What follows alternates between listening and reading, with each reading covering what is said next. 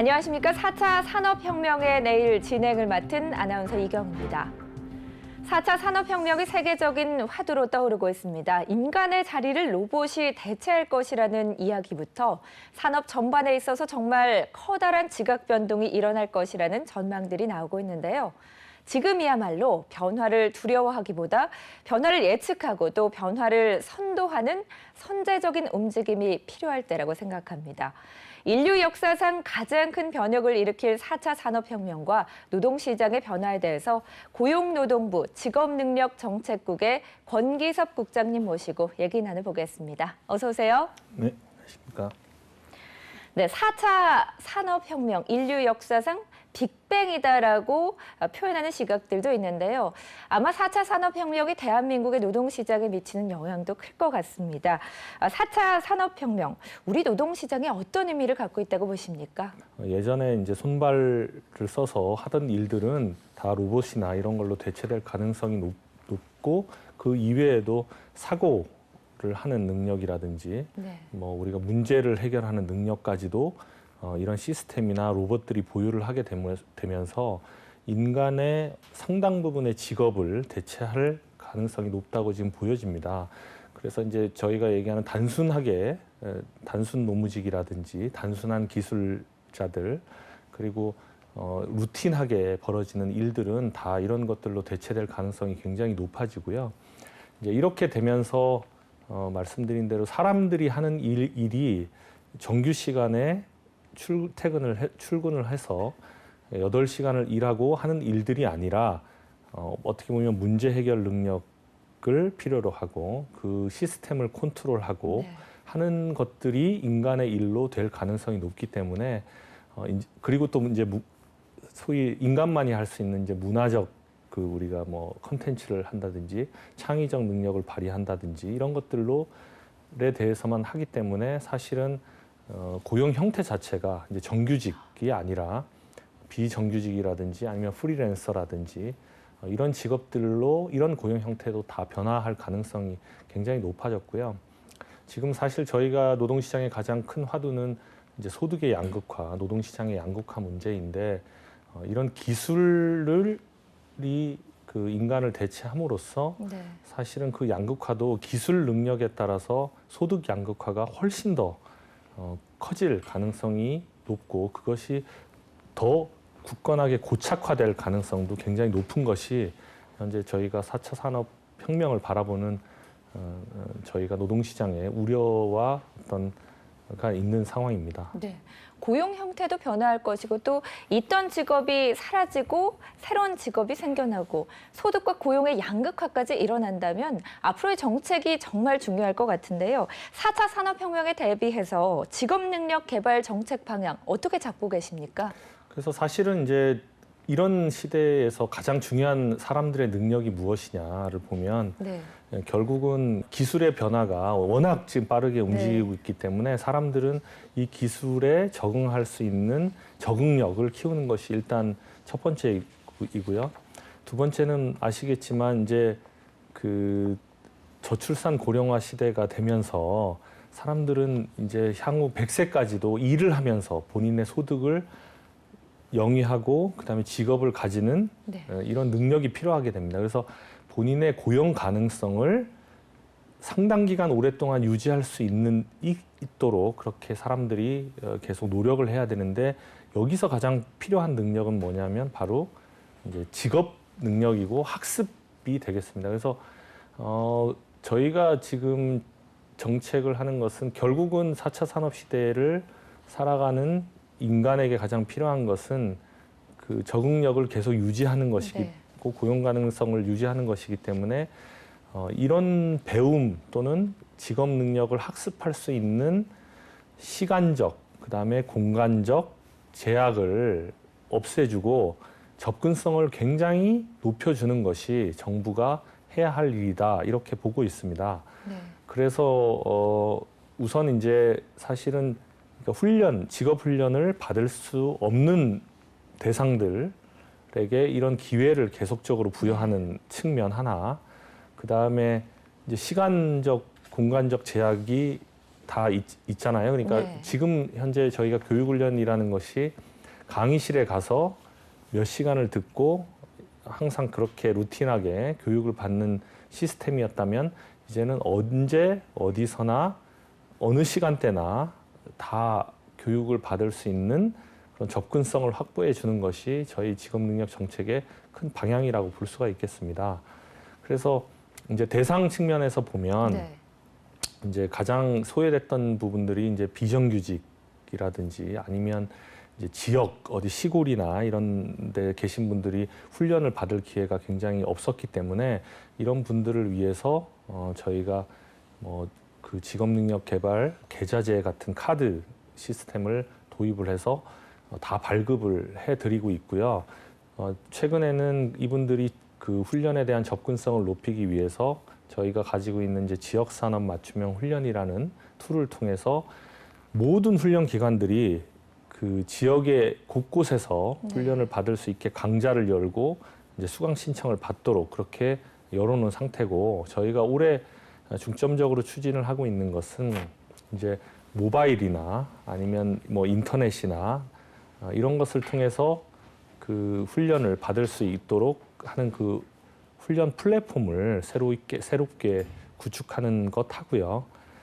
그 다음에 그 훈련 방식도 이제는 강의실에 나와서 받는 게 아니라 훈련 방식도 이제 강의실과 뭐 온라인을 결합을 한다라든지 이렇게 훈련 방식의 특별한 좀 고도화를 통해서 모든 그 훈련 접근성에 대한 제약을 완화하고 푸는 데 대해서 일단 포커스를 맞추고 저희가 정책을 하려고 그렇게 노력을 하고 있습니다. 말씀 들어보니까 비단 청년층에만 국한되지 않은 노동시장 전반을 아우르는 직업 능력 개발 정책을 펴고 계실 것으로 예상되고 있는데요. 이 부분을 좀 구체적으로 짚어봐야 될 것 같습니다. 신기술 인력이 부족한 산업군, 이게 구체적으로 어떤 산업군이고 또 어느 정도나 부족한 겁니까? 소위 지금 최근에 이제 많이 얘기되고 있는 뭐 금융 파트에서는 핀테크라는 네. 기술이 있고요. 그다음 뭐 바이오 분야도 바이오 융합이라든지, 그다음에 뭐 인베디드 기술, 그다음에 아까 말씀드린 뭐 IoT 기술이라든지 이런 것들이 계속 그 발전을 하고 그 부분에 대한 인력 수요는 계속 일어날 것으로 저희가 예측을 하고 있는 상황입니다. 그래서 저희도 이제 사실은 이런 부분에 대한 인력 수요가 있을 것으로 예측이 되지만 그것을 공급하는 그런 기술 인력들을 공급하는 시스템이 아직은 없는 상황이다. 왜냐하면 대학이라든지 이제 교육 시스템은 그 상황에 적응하는 데는 굉장히 또 시간이 많이 교육과정 개편이라든지 이런 상황이 많이 걸리기 때문에 일단 이 신기술을 빠른 시간 내에 공급할 수 있는 인력 양성을 올해 좀 해야 되겠다 이렇게 목표를 하고 있습니다. 그래서 저희가 지난해 일단 폴리텍에서 융합기술원이라는 것을 새롭게 설립을 해서 작년에 저희가 뭐 빅데이터라든지 인베디드 기술이라든지 바이오 융합 기술에 대해서는 시범적으로 인력을 양성을 했고 그분들이 대개 90% 이상의 취업률을 보였습니다. 그래서 올해는 이 작년에 했던 저희가 그 시범 사례를 통해서 올해는 조금 더 훨씬 더 좀 적극적으로 이 부분에 대한 투자를 할 예정으로 있습니다. 네. 말씀 들어보니까요, 인력 양성을 하는 데에는 산업 시장이 어떻게 변화할 것인가, 그리고 기업들이 어느 정도로 투자를 하고 어떤 산업을 발전시킬 것인가, 이 부분도 좀 중요할 것 같은데요. 예, 뭐 외국의 지라든지 우리나라의 유수한 대기업들도 뭐 IoT라든지 바이오 부분이라든지 그다음에 빅데이터 분석을 통한 여러 가지 분석에 대한 그 능력을 확대하는데 엄청난 투자를 지금 하고 있고, 그다음에 뭐 무인 자동차라든지 그다음에 스마트 팩토리라든지 하는 최근의 지능형 자동화 시스템에 대한 엄청난 지금 투자를 하고 있는 것이 지금 세계적인 추세입니다. 그래서 뭐 국가적으로 아시다시피 독일도 그렇고 뭐 일본도 그렇고 인더스트리 4.0이라는 계획 아래서 엄청나게 많은 투자들이 일어나고 있기 때문에 인력에 대한 수요는 엄청 날 것이다. 다만 우리가 좀 늦은 감이 없지 않다. 그래서 조금 더 발빠르게 이제 움직여야 되는 상황이라고 지금 생각을 하고 있습니다. 그래서 올해는 조금 그 발빠르게 인력 양성을 아까 말씀드린 대로 좀 투자를 하려고 저희가 계획을 하고 있습니다. 네. 앞서서 인력 양성 계획에 대해서 잠깐 말씀해 주셨는데요. 폴리텍 대학의 경우에는 인력을 양성하고 취업률이 거의 90%에 육박을 하더라고요. 이 부분 좀 더 자세히 짚어주시죠. 예. 이제 폴리텍 대학에서는 작년에 저희가 시범적으로 융합기술과 최근에 그 4차 산업을 선도하는 빅데이터 기술이나 이런 부분에 대한 인력 양성을 시범적으로 저희가 도입을 했고요.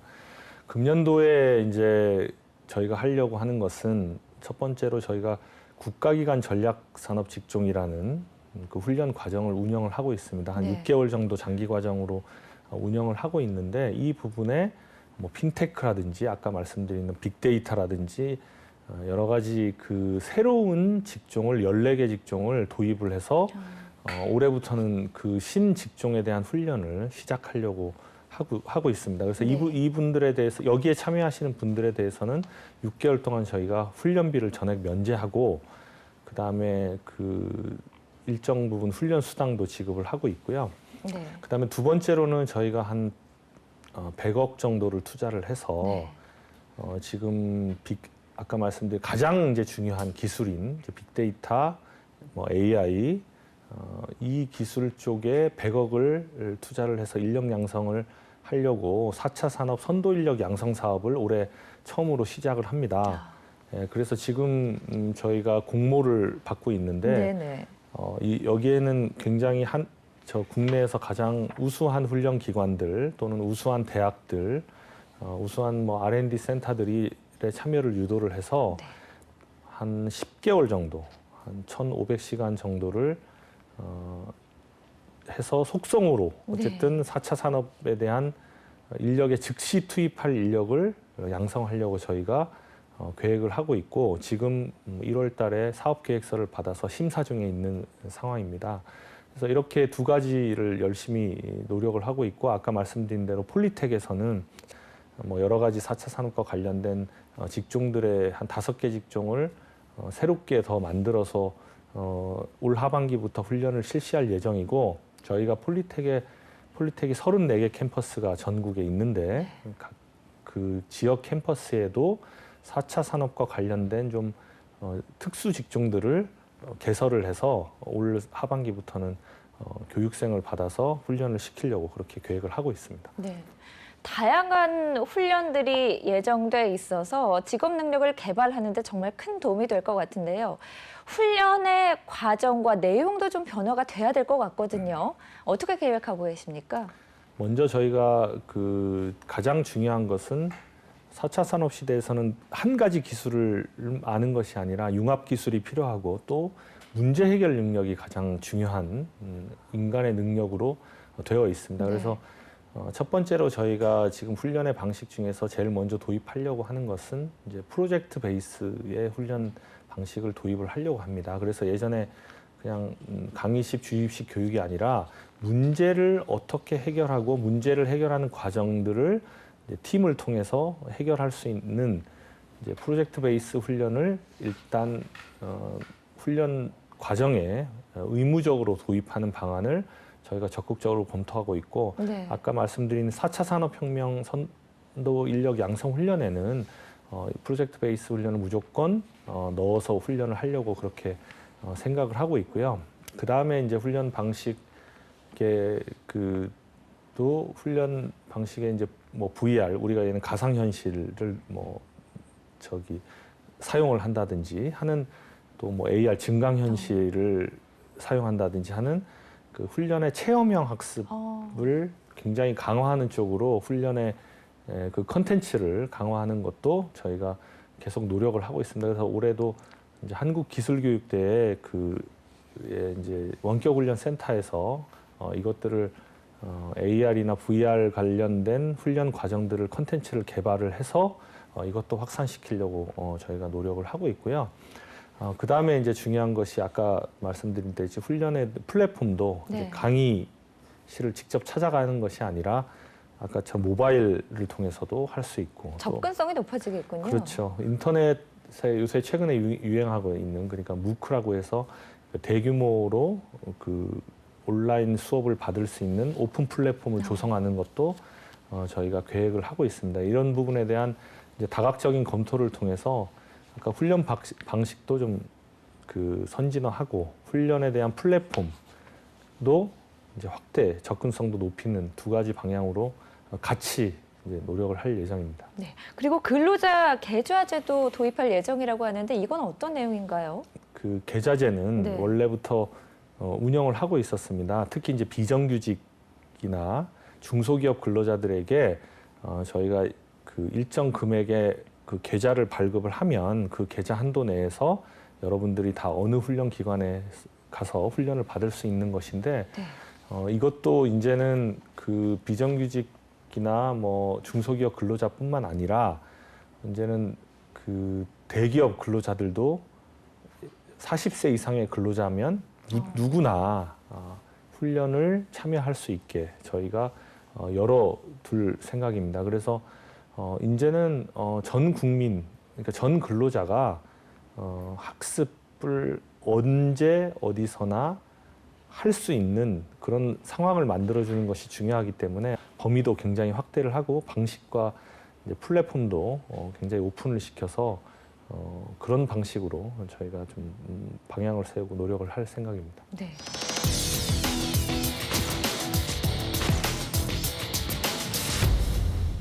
4차 산업혁명, 워낙에 노동시장에도 큰 변화를 가져올 것이기 때문에 아무래도 거의 모든 것을 환골탈태하는 수준으로 좀 변화와 혁신을 꾀하고 있다는 생각이 드는데요. 이런 것을 좀 관리하는 측면도 중요해질 것 같습니다. 이에 대해서는 어떤 대책을 세우고 계신가요? 두 가지 측면에서 저희가 굉장히 역점을 두고 있는데 첫 번째는 이제 훈련 교사의 네. 경우에는 그간에 저희가 훈련 시장의 훈련 교사에 대한 관리를 거의 하고 있지 않았었습니다. 사실 이제 교육 현장은 뭐 교사 자격증도 있고 네. 뭐 이제 보수 교육도 받고 해야 되지만 훈련 교사는 사실은 그런 부분에 대한 관리가 좀 소홀했던 측면이 있었는데 이제 저희가 교육 훈련의 품질은 결국 교사에 달려 있다는 생각을 하고 있기 때문에 올해부터는 교사 자격증에 대한 좀 관리, 그다음에 교사, 훈련 교사, 그러니까 훈련 시장에 참여하고 있는 훈련 교강사들에 대한 데이터베이스를 구축하고 이분들의 여러 가지 실적이나 그다음에 이 강의에 대한 능력들을 평가할 수 있는 지표들을 개발해서 계속 공개를 일단 할 예정이고요. 네. 그다음에 지금 한 2년 전부터 저희가 훈련 기관에 대해서는 인증 평가를 실시를 하고 있습니다. 그래서 훈련 기관들이 굉장히 많은 이제 훈련 기관들이 참여를 하고 있는데 이 훈련 기관들의 훈련을 할 수 있는 능력이 어느 정도 되느냐를 보는 인증 평가를 계속 실시를 해서 네. 물리적인 또 인프라 측면에서도 보고 그다음에 이분들이 이 훈련 기관들이 내놓는 성과들, 그러니까 취업률이라든지 그 훈련을 받고 난 사람들에 대한 저희가 실제로 그 능력 훈련을 통해서 배운 능력을 발휘할 수 있는지를 직접적으로 평가하는 훈련 이수자 평가 등을 통해서 훈련 기관들에 대한 등급도 나누고 있고 우수 훈련 기관들에 대해서는 공개를 통해서 이분들에 대해서는 이제 모든 그 훈련을 받는 사람들이 알 수 있게 하도록 하고요. 그러니까 훈련 지표를 좀 데이터화해서 평가하겠다라는 말씀이신 건가요? 예, 그렇습니다. 네. 그리고 이 정보들은 최근에 저희가 그 모든 정보들은 HRDNet이라는 이제 훈련에 관한 모든 정보가 구축되어 있는 정보망이 있는데 이것을 올해 대대적으로 개편 작업을 작년에 해서 올해 2월에 이제 검색 기능도 굉장히 강화하고 아까 말씀드린 훈련 교사나 훈련 기관에 대한 정보를 모두가 누구나 볼 수 있게 하는 그런 HRDNet도 개편이 돼서 2월부터 오픈이 될 예정입니다. 그래서 이런 훈련 기관, 교사, 그다음에 훈련 기관과 교사를 볼 수 있는 정보망까지도 다 개편이 돼서 올 2월부터는 모든 국민들에게 공개를 할 예정입니다. 그렇다면은 평가를 했는데 성과가 좋았다. 네. 그럼 또 이 부분에 대한 혜택이 있는 건가요? 그렇습니다. 그러니까 훈련 기관 중에서 취업률이 굉장히 높고 네. 이제 훈련 이수자 평가를 통해서 그 교육 훈련의 질이 굉장히 높았다고 인증이 되는 기관에 대해서는 저희가 3년 동안 네. 모든 개설하는 과정에 대해서 저희가 그 심사를 하지 않고 열어주거나 네. 또는 또 5년 동안 심사 없이 그 훈련 모든 개설하는 훈련 과정을 인정해주는 그런 특혜를 저희가 줄 예정이고 여러 가지 그런 부분에서는 하여튼 이 기관들이 모든 훈련을 선도할 수 있도록 적극적으로 계속 지원을 할 예정입니다. 네.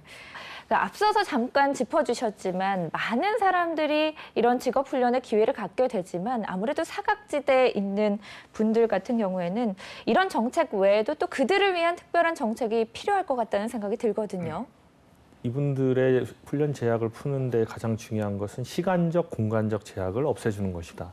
그래서 시간적 제약을 없애주는 것은 결국은 주중에 근로 시간에 하는 것이 아니라 주말이나 네. 야간반을 개설하는 데 대해서 많이 개설이 되면 이분들이 이제 훈련에 대한 접근성이 높아지기 때문에 주말이나 야간반을 과정을 개설하는 훈련 기관에 대해서는 저희가 훈련비 우대를 지금 하고 있는 상황이고요. 그 다음에 아까 말씀드린 대로 이제 그 접근성에 대한 부분이 있기 때문에 그 지역적 접근성이 굉장히 어렵습니다. 그러니까 네. 뭐 도서, 뭐 산간벽지, 시골에 있는 분들이 훈련을 하기 어려워서 아까 말씀드린 대로 지역 산업 맞춤형 훈련 제도라는 것을 통해서 각 지역에 있는 훈련 기관들이 지역 내에 그 훈련의 사각지대 해소를 하는데 적극적으로 노력하도록 저희가 그 훈련 기관들에 대한 가이드라인을 주었고 네.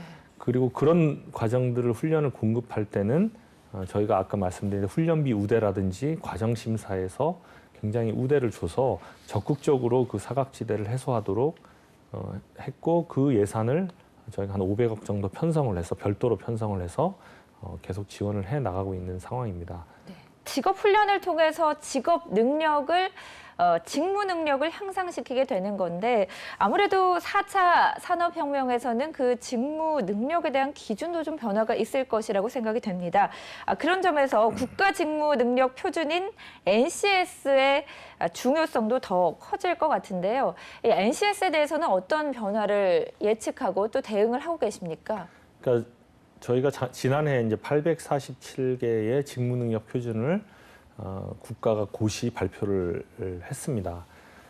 이제 국가 직무 능력 표준이라는 것은 결국은 기업이 그러니까 산업 현장에서 바라보는 이제 인력에 대한 그 교육 훈련의 명세서다 이렇게 네. 얘기를 할 수가 있는데요.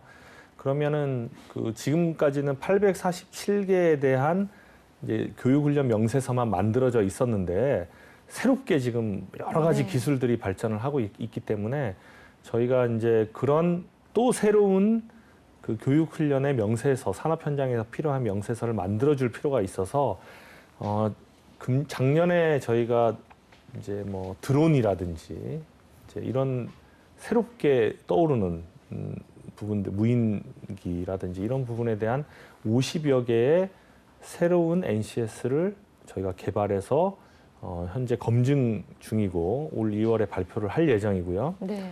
또 금년도에도 지금 그 획기적으로 또 필요한 부분에 대한 국가직무능력 표준 개발 수요를 받고 있는 중입니다.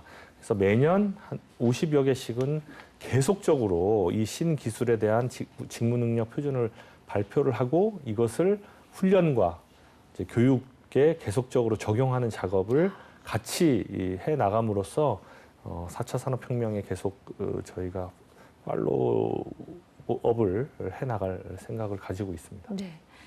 현재 다양한 직업 능력 개발 정책이나 또 사업이 추진되는 것으로 알고 있습니다. 시청자 여러분들이 좀 더 자세히 알 수 있도록 이 주요 내용을 다시 한번 설명해 주시죠.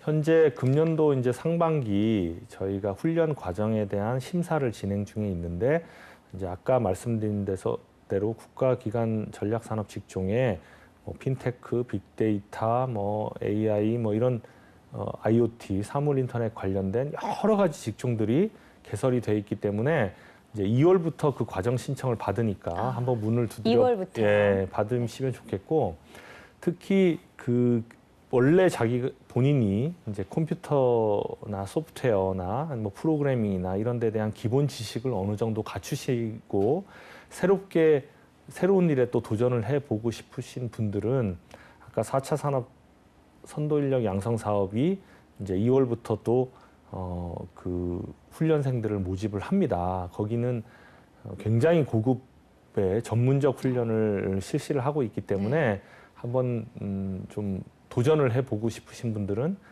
거기에 한번 도전을 하시면 또 좋은 기회를 찾으실 수가 있을 것 같고요. 그 다음에 지금 저희가 전국적으로 지역 산업 맞춤형 훈련을 통해서 중장년층에 대한 기초적인 이제 정보 관련 훈련, IT 훈련을 계획을 하고 있습니다. 그래서 혹시라도 이 4차 산업혁명에 대해서 저희가 두려움을 갖고 네. 있으신 분들 또 뭐 우리가 핸드폰 최근에 스마트폰이나 컴퓨터 사용에 대해서 굉장히 두려움을 갖고 계신 분들에 대해서도 올해부터는 이런 기초적인 정보 처리 능력이라든지 컴퓨터 활용 능력에 대한 기초적인 교육도 저희가 실시를 할 예정이기 때문에 지역의 그 훈련 기관들에 대한 정보, 개설 정보를 눈여겨 보시면 아마 좋은 기회를 찾을 수 있을 것이라고 이렇게 생각을 하고 있습니다. 네, 구직자들에게나 또 신규 인력이 필요한 기업들에게나 정말 유용한 대책들이 많이 마련되어 있는 것 같습니다. 자, 인류의 삶 전반을 획기적으로 변화시킬 4차 산업혁명에서 우리가 할 수 있는 그리고 꼭 해야만 하는 준비가 바로 우리의 직업 능력을 개발하는 것일 텐데요. 오늘 이 시간을 통해서 4차 산업혁명을 성공의 기회로 이끌어낼 다양하고 좋은 직업 능력 개발 정책에 대해서 자세히 알아봤습니다. 권기섭 국장님, 오늘 좋은 말씀 감사드립니다. 네, 그리고 방송을 함께해 주신 시청자 여러분들께서는 오늘 방송 내용을 토대로 나만의 직업 능력을 키우신다면 앞으로 달라질 미래에도 나의 일자리를 당당히 지켜나가고 또 전문성을 인정받는 행복한 내일을 성취하실 수 있을 것이라는 생각을 해봅니다. 시청해 주신 여러분 고맙습니다.